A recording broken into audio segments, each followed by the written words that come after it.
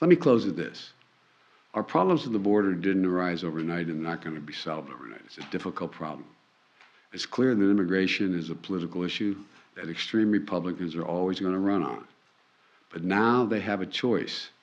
They can keep using immigration to try to score political points, or they can help solve the problem.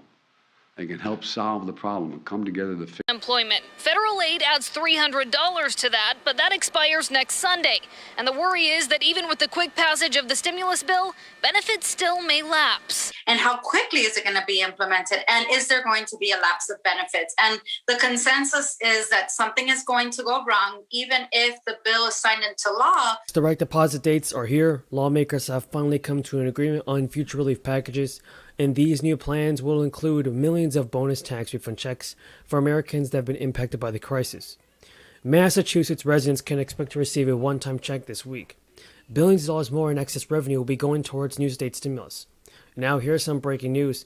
The Massachusetts governor has also announced that the first checks and direct deposits from a nearly $3 billion pot of excess tax revenue will head back to taxpayers starting on Tuesday, when the calendar flips to November.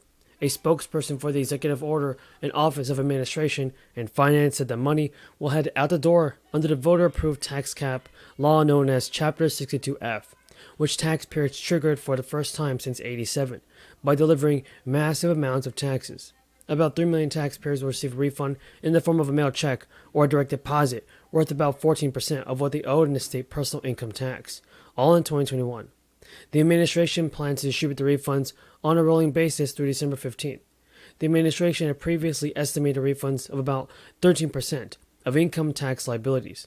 Taxpayers who owed state personal income tax last year and already filed their 2021 return are eligible and don't need to take any additional steps to receive the refunds.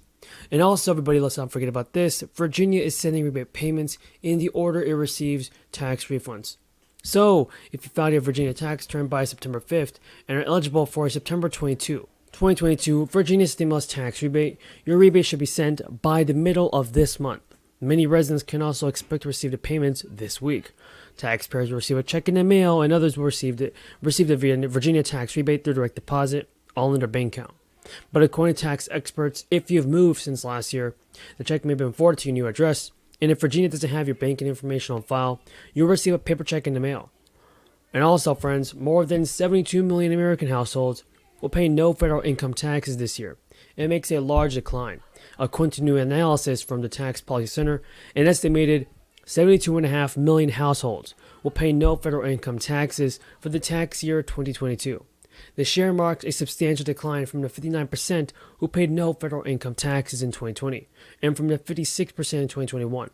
Both years were dominated by crisis-related shutdowns and restrictions. The number of Americans who pay no federal income taxes remain a hot political issue, with many Republicans arguing that more Americans should pay federal income taxes, and Democrats often argue that many of the rich don't pay taxes. So now, people are saying that it's more likely to owe no federal income taxes when they're unemployed or seeing dramatic reductions in income. The standard deduction, which effectively doubled after the Tax Cuts and Jobs Act, is now at $25,000 for married couples and $12,950 for single filers. Anyone earning less than these amounts wouldn't even owe federal income taxes. Increases in the child tax credit and the earned income tax credit, for example, also boosted the number of non-payers, along with other government stimulus payments, which were a form of the tax credit. Now, with unemployment at or near record lows, and many of the credits and government payments ending, the number of Americans who owe some form of federal income tax will rise closer to its historical norms of around 60%. If unemployment rises and the economy falls into a deep recession, the number of federal non-payers could rise again. On the other hand, of 2025, when individual provisions of the Tax Cuts and Jobs Act are set to expire, the number of non-payers could actually suddenly decline. Folks, hopefully President Biden could do something about this and send out stimulus payments. Now, it should come no surprise that Republicans want to cut taxes for the wealthy and big corporations, because that's their solution to everything.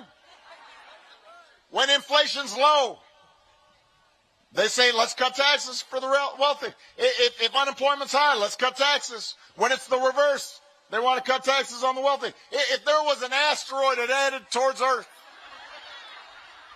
they'd all get in a room and say, you know what we need?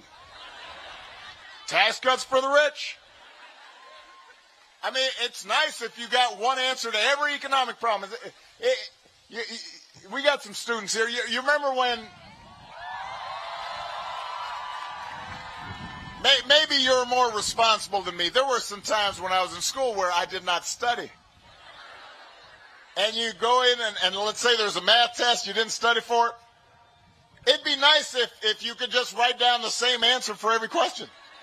Now, failing to include a SALT break expansion in the long-stalled legislation is a risky portion for the Democrats, whose slim control of both chambers leaves little room for defections. Democrats representing high-tax districts have already pledged to withhold support for a tax increase bill that doesn't address SALT. Manchin and Schumer have yet to release a comprehensive plan with the specifics about new spending on climate and health, offset by tax increases and prescription savings. Schumer has said he wants to pass the bill this summer. Raising the $10,000 SALT cap has been a key priority for Senator Bob Menendez, a New Jersey Democrat, as well as several House members. Democrats cannot lose any votes in the Senate. Manchin and Schumer have been engaged in exclusive talks with many representatives. And this SALT deduction is politically difficult for many Democrats, and some progressives dislike making SALT more generous because the vast majority of the benefits go to high-income earners. I have some bad news, everybody, from lawmakers in Congress on President Biden's stimulus checks. Joe Manchin has revealed the new changes that he wants to be made to the legislation before it's signed to law. Manchin told reporters he's not sure if he can agree to anything beyond the prescription reform component of the bill, which has already been sent to the Senate Parliamentarian Office and has the support of all 50 in the Democratic caucus. Now, Manchin has said, "We know what we can pass is basically the prescription pricing on Medicare. Is there anything more we can do? I don't know, but I'm very cautious about this." And he also said the deficit reduction is going to be 50% of the new revenue gained from prescription savings and tax reforms. This is such as a 3.8% tax on wealthy individuals and couples who earn more than $400,000 and $500,000 comes along. He said the latest legislation and inflation report has shown prices have increased by 9.1% compared to a year ago, means negotiators are going to have to slow down and proceed more cautiously on putting together the budget bill. Manchin did not roll out a provision to continue subsidies of health insurance plans provided under the Affordable Care Act, explained that whether he could agree to extended subsidies would depend on how they are drafted and paid for. He told reporters, "It depends on if we can look at things and find a pathway forward that is not inflammatory. Inflation has been the Federal Reserve's enemy #1 in 2022, and the Federal Reserve open market has been made aggressive changes to the U.S. monetary policy to bring inflation down to its long-term target of around 2%. Also, according to Yahoo News, just 18% of Americans say President Biden should run for re-election in 2024. That is the lowest number to date. Nearly 64 respondents say he should bow out. And for the first time, Democrats now say Biden should pass on a second term rather than pursue one. The survey of adults in the United States represents the starkest evidence to date of the president's deteriorating position with voters. Their digital is 48% of their banking. One of the things, they continue to reduce the expense rate at the branches. They have fewer branches, but they're doing more. Look, is it exciting? No. And when exciting. I go over with Brian, all Brian really wants to talk about is the consumer is just very strong.